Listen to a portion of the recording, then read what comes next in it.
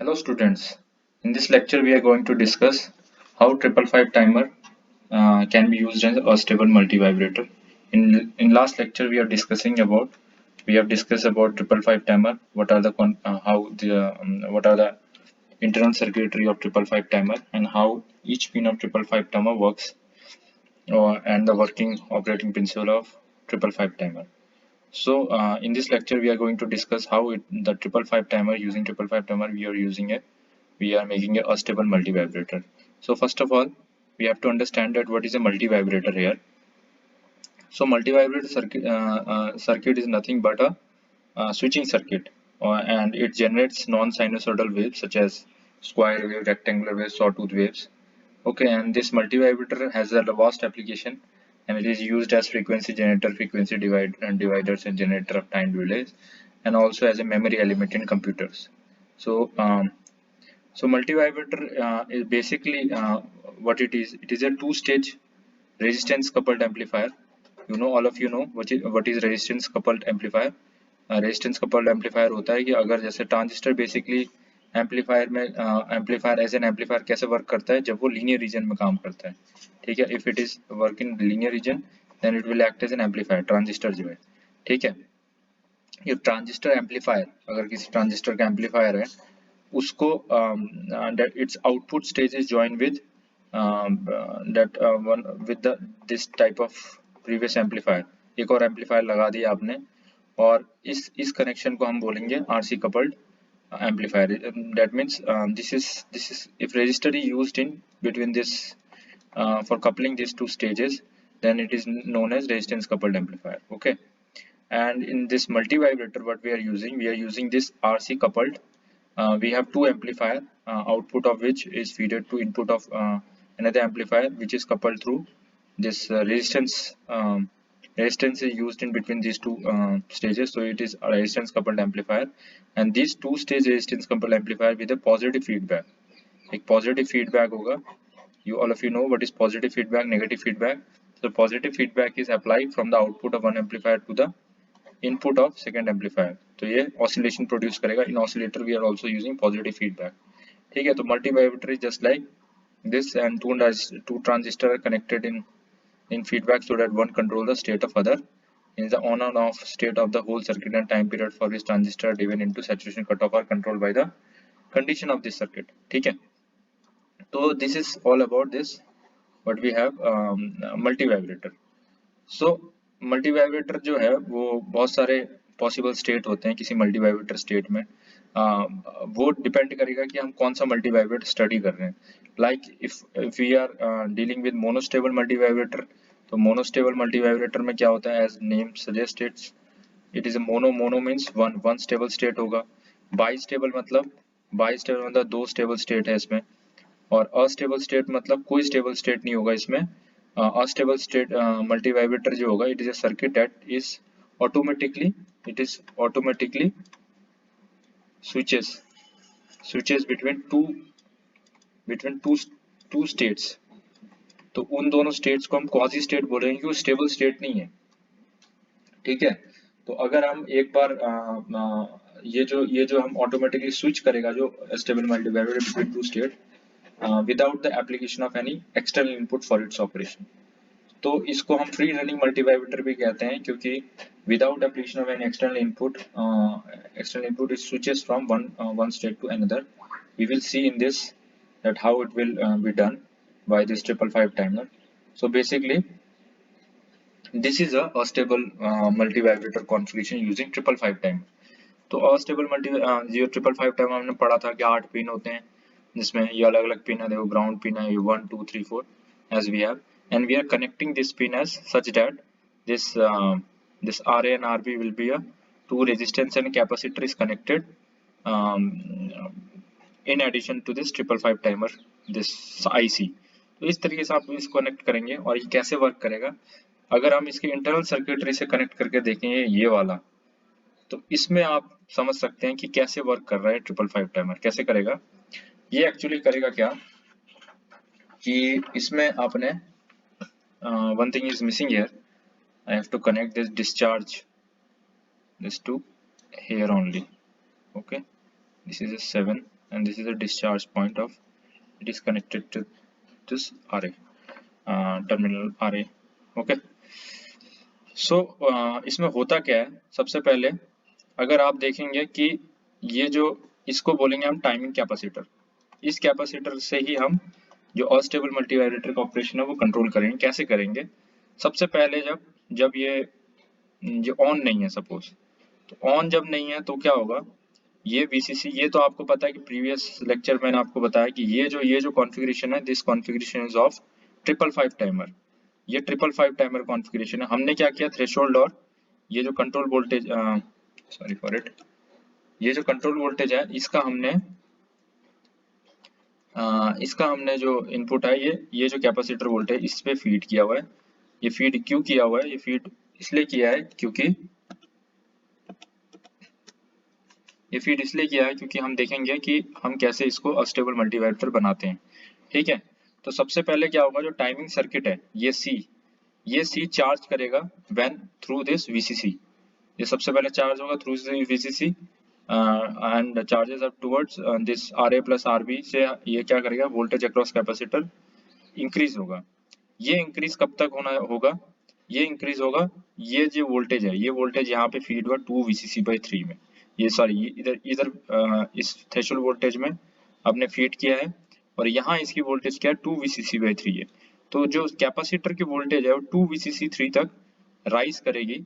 क्यों राइज करेगी, उसके बाद क्या होगा, ये VCC/3 का जो है 2VCC3 से अगर ज्यादा हो गया तो ये जो है, ये कंपैरेटर का ये वाला आउटपुट, कंपैरेटर का ये वाला जो आउटपुट है, अगर इसको C1 बोले, इसको C2 बोले, तो कंपैरेटर का जो आउटपुट है वो क्या करेगा, ये क्या होगा, ये ज्यादा, ये हो गया ज्यादा, तो उसके वजह से क्या होगा, ये जो S इक्वल्स टू 0 हो जाएगा इस केस में, R जो होगा वो 1 हो जाएगा।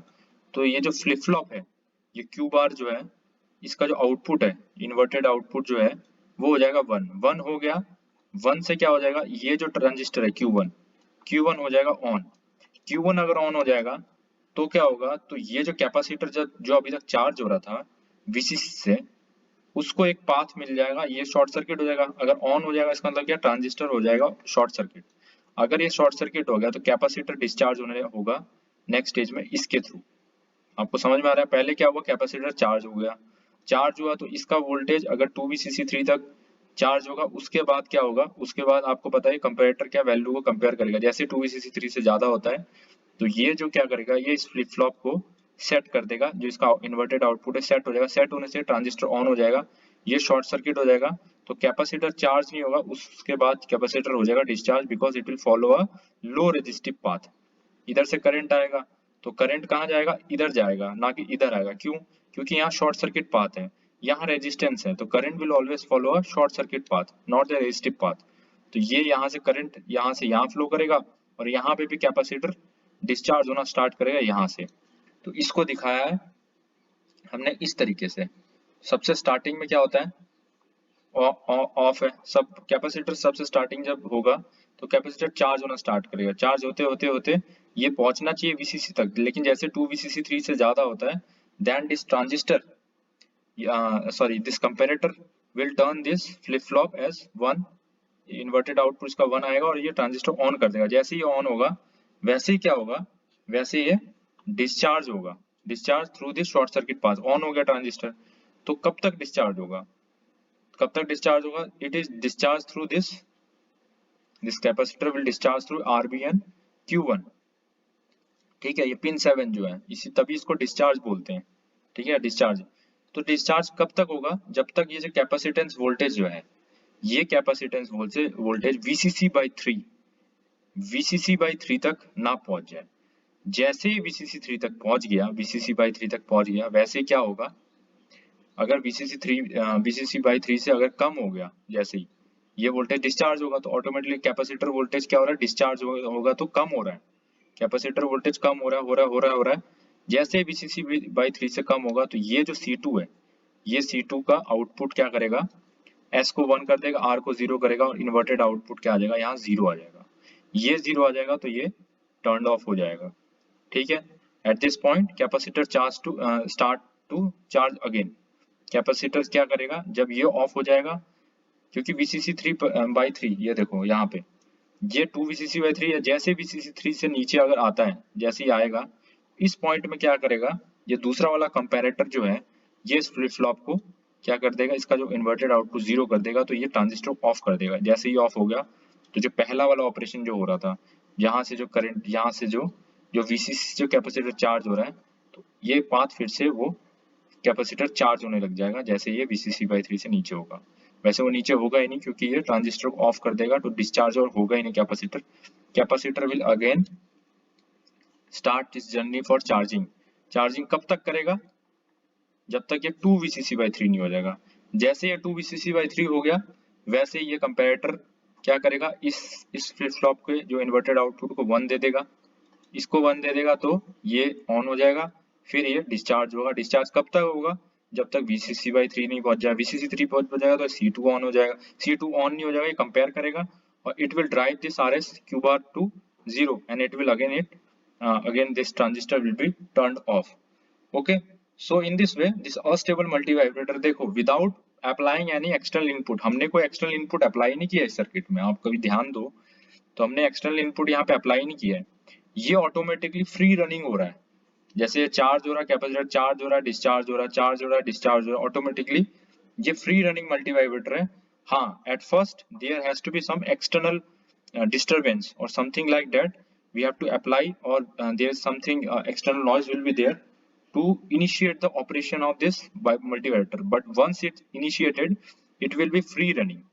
ये फ्री रन कर रहा है, ये आगे भी क्या होगा इसका, ये आगे भी ये ऐसे कंटिन्यू चलता रहेगा इसका, जैसे ये चलेगा, ठीक है, ये कहाँ तक, जहाँ तक ये है, ठीक है, उसके बाद ये ऑफ, ये डिस्चार्ज होने लग जाएगा।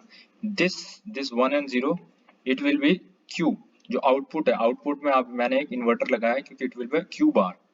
Q बार तो आउटपुट क्या Q है, तो उसको मैंने इस तरीके से ड्रॉ किया है, और कैपेसिटर चार्ज और डिस्चार्ज करेगा इस तरीके से। और तो ये क्या काम कर रहा है, ये आप देख रहे हैं कि it is a free running, it doesn't require any external input for this charging and discharging. So I hope you understand this, how it will act as an unstable multivibrator. Unstable multivibrator means it has two quasi stable state जो क्या कर रहा है, जो अपने आप बदल रहा है without any external input. Okay, and there is also one concept, there is a duty cycle. Duty cycle, all of you know that how much time it will be on divided by total time. It will be T on by T on plus duty cycle will be T on by T off by total time. Okay, so for this duty cycle will always be less than or greater than 50%. For this, to achieve 50% duty cycle we should make the this RA, अगर आप इसको calculate करेंगे तो RA will be 0, but RA अगर 0 हो गया तो क्या होगा, ये जो है ये कनेक्ट किससे है, ये डिस्चार्ज, ये जो है ये डायरेक्टली डिस्चार्ज से कनेक्ट है। ये जो VCC है, ये VCC क्या है, डायरेक्टली डिस्चार्ज से कनेक्ट है। तो जब RA आप इसको अगर डायरेक्टली आप कनेक्ट कर दोगे, ये जो RA है इसको अगर डायरेक्टली VCC से कनेक्ट कर दोगे तो then it will be directly damage the transistor, this discharge transistor Q1। तो इसके वजह से हम इसको RA को 0 नहीं करते हैं और ड्यूटी साइकिल को हम मिनिमाइज वैसे करते हैं। तो इसका एक वो होता है कि duty cycle will be less than 50%। in this case the mathematical analysis will be I will delivered in the next lecture। so this is I hope you understand that how it will this how it will function as an free running this multi vibrator और free running state कैसे इसका ये free running capacitor charge और discharge हो रहा है अपने आप without applying any external input। so if any doubt still exists then you can do let me know। okay, thank you very much।